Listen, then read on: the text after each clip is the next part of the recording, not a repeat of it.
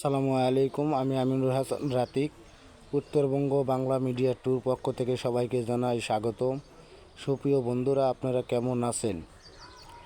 নিশ্চয়ই কমেন্টের মাধ্যমে আপনারা জানাইবেন। সুপ্রিয় বন্ধুগণ, আমি আপনাদের কাছে দুবাই শহরের কিছু ভিডিও আমি আপনাদের জন্য তুলে ধরলাম। এবং আমরা যেখানে চাকরি করি সেখান থেকে আমাদের কোম্পানি আসতে 2.5 ঘন্টা ঠিক টাইম লাগে। প্রতিদিন আপ ডাউনে 5 ঘন্টা প্রায় টাইম যায়।